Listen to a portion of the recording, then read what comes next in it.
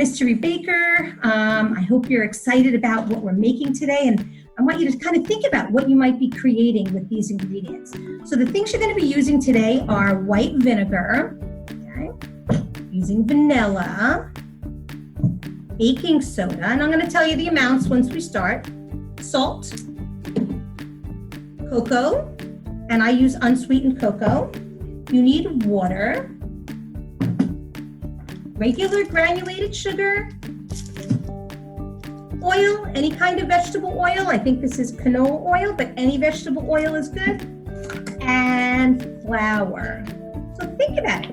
What do you think we might be making with all of these ingredients? Well, let's get started measuring our ingredients, putting it together, and then you'll see what we get when we mix all these ingredients together. It's going to be something really delicious. First thing you're going to need is a pan. So you can use an 8x8 square pan. This is a 7x9. You could even use, this is an 8x8 square. You can use an 8-inch round cake plate, a cake pan, just something that has a little bit of an edge like this. This is about like 2 to 3 inches high. So you do need that, okay? So what you're going to start with is preheat your oven. So this is when you need your parents, okay? Have an adult go to the oven and turn it to bake and 350 degrees. We want that to warm up. This way, when we're ready to bake our item, it'll be ready for us to put our item right in there, okay? So I'm using Pam. You can use any kind of cooking spray. If you don't have cooking spray, you can grease your dish with butter or Crisco. Whatever you have is absolutely fine. So make sure that when you spray, you just spray all the edges and the bottom. Okay. Put that to the side. I'm done with that. And we have our prepared greased pan. So the first thing we're going to do is mix together all the dry ingredients. So that includes the flour, the sugar, the cocoa powder, the baking soda, and the salt. Okay, so I'm going to tell you how much you're going to put in of each thing. First thing we're going to do is add 1.5 cups of flour. 1.5 cups of flour. Just regular all-purpose flour is fine. And I always, before I start measuring my flour, I always fluff it up a little bit, because when you have flour in your cupboard, it settles a little bit, and you want to make sure it's aerated. So I'm fluffing it up a little bit. And I always make sure that I have more than what I need. See that? And now I take something to level it with. A spatula. This is a butter knife. I use the dull side of it. And I go chop, chop, chop, chop, chop, chop. And I go across. If it's easier for you to do this over a bowl, you can. It's up to you. So there is my 1 cup. And I need 1.5 cups. And now I make sure that I check that it's a 1/2 cup. And I'm going to do the same thing. I make sure that it's heaping. That's what it's called when it's over the edge. And then I go straight across. Okay? Now I have a nice level measure. When you're doing anything that includes baking, you should always make sure that you measure accurately. Okay? First ingredient, flour. So what is this going to be? The next thing I'm going to put in here is the cocoa. Okay? Cocoa makes everything taste yummy. So when I measure out my cocoa, I need 3 tablespoons of cocoa. Make sure when you get your measuring, always use measuring spoons. Don't use regular spoons because they vary so much. So this is a 1 tablespoon. It's usually the largest one that you'll have. And this is the cocoa. Doesn't that look yummy? Oh, you can already tell this is going to be something yummy. Okay? Again, I'm heaping. Chop, chop, chop. Straight across. I need 3. So we know something's going to be chocolate, right? The next ingredient is white sugar. So I'm going to get my sugar, and I need my 1 cup measure. Here's my 1 cup again. Okay. And with this, I sometimes just shake it until it's level. And there's my 1 cup of sugar. I need the next thing, and I keep moving. You notice how I did that? I put all my ingredients on one side, and as I put them in, I put them on the other side. Sometimes that makes it easy for you to remember that you put everything in that you're supposed to, okay? Now I'm going to do my baking soda, and I need 1 teaspoon of baking soda. That's the smaller one, okay?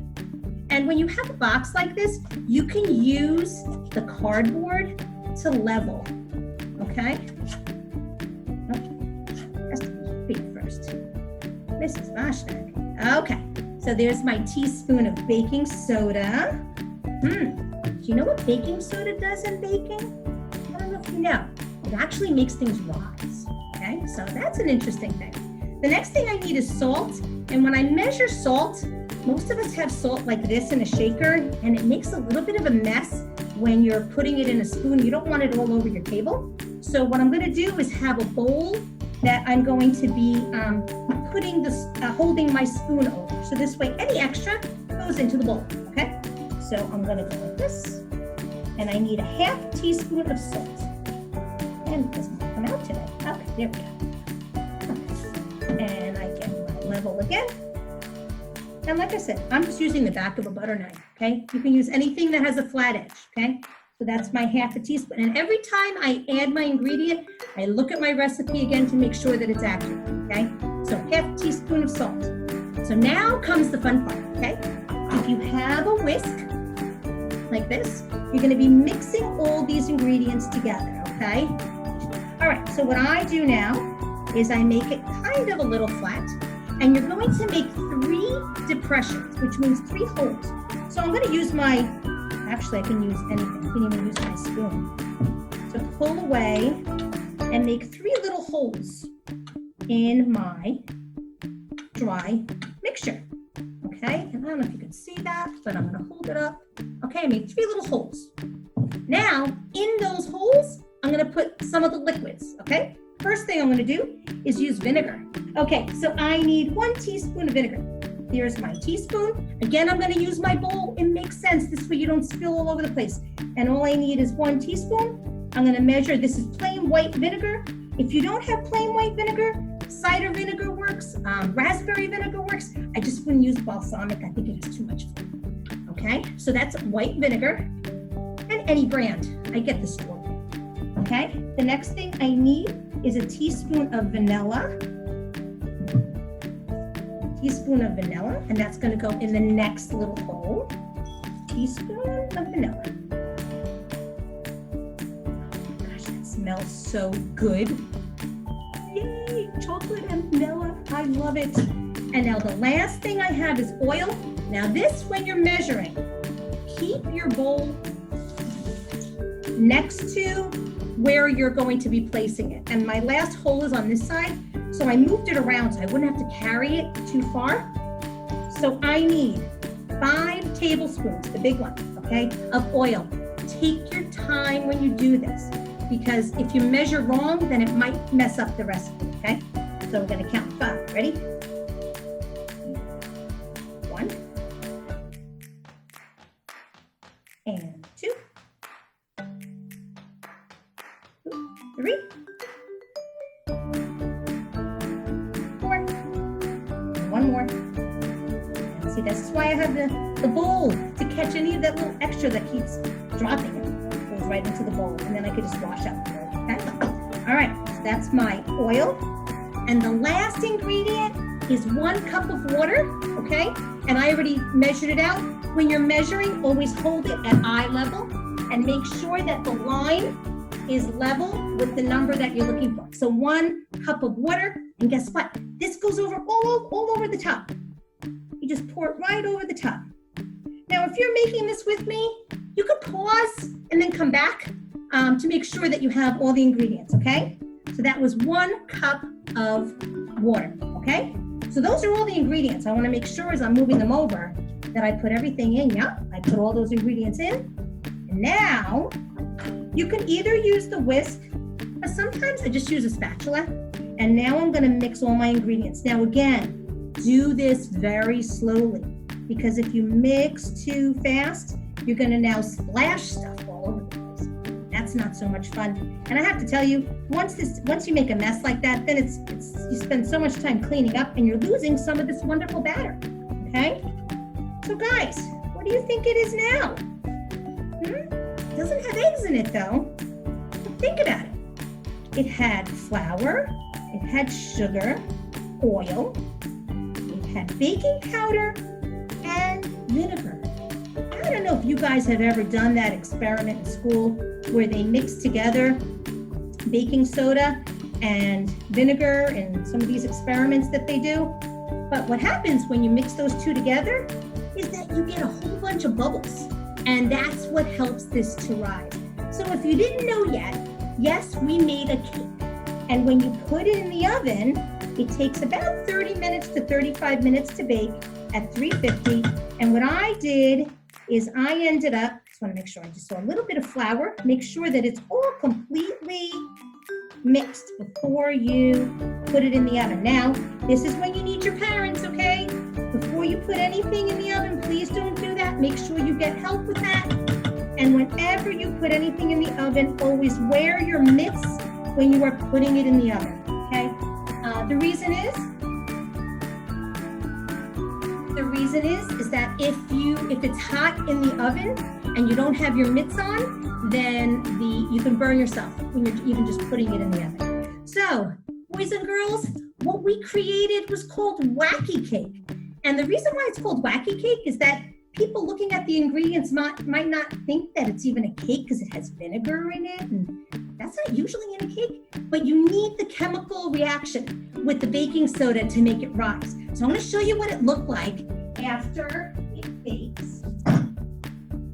It looks like this, okay? And you can already tell, I actually started cutting out a couple of pieces, so I wanted to show you. So when you bake it in the oven, remember you put it in the middle of the oven, takes about 30 to 35 minutes. This one took about 30 minutes, and you can see I made it in a round pan. So you can, anything that's around 8 inches or so, even if you only have a pie plate, you can use that too. Really, it's very flexible. So when bring some stuff over, so I'm gonna show you how we can serve this, okay? So when you're checking that it's done, remember you'll have your mitt on, and you'll make sure that when you pull it out, that you're protected. And you're going to take a toothpick and make sure when you put it in and you pull it out, it comes out clean, okay? So this is a chocolate cake. And the reason why it's called Wacky Cake is, like I said, it doesn't have any eggs in it and it doesn't have any milk in it. It was made in the 1930s during the Depression, when people couldn't get that many eggs and they really didn't want to just use it for baking. So they discovered this chemical mixture makes this beautiful, and it almost looks like a reddish color. Isn't that so cool? Not quite like red velvet, but it has really great chocolate flavor. So that's how you could cut it. I'm going to show you 2 different ways. Excuse my back as I keep getting more ingredients. I didn't want to give anything away. So what I did is I actually cut 2 pieces at the same time, so I wanted to give you 2 ideas of ways that you can serve it. Now you can just slice up some strawberries and maybe some whipped cream, and you could do that, have a nice healthy, okay? You could do something like that where you serve it with fruit. Or if you're like me, you might want to add a little bit of confectionery sugar. So you can, if you have a little sieve and you get a tiny bit of flour, okay? Much. Maybe you can add a little bit of confectionery sugar on that. Let's move it over so you can see it a little better.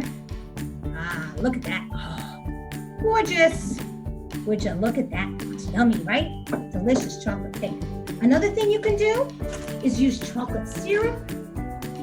Chocolate syrup. I feel like chocolate. Let's make it more chocolate. Oh my gosh. Here we go. Make more chocolate. And then add sprinkles! Yay! To make it a little more festive. There you go. So I'm going to taste a little bit. I'm going to try this. Even though I do love strawberries, I'm going to try this. It's delicious! Oh my gosh! And I happen to love sprinkles. So there you go, Wacky Cake. So I hope you enjoyed the recipe. Please come and join us again. We'll do more videos and more fun things that you can learn, and we might do more mystery bakers and figure out what you're going to make next, okay? Enjoy. Bon appetit.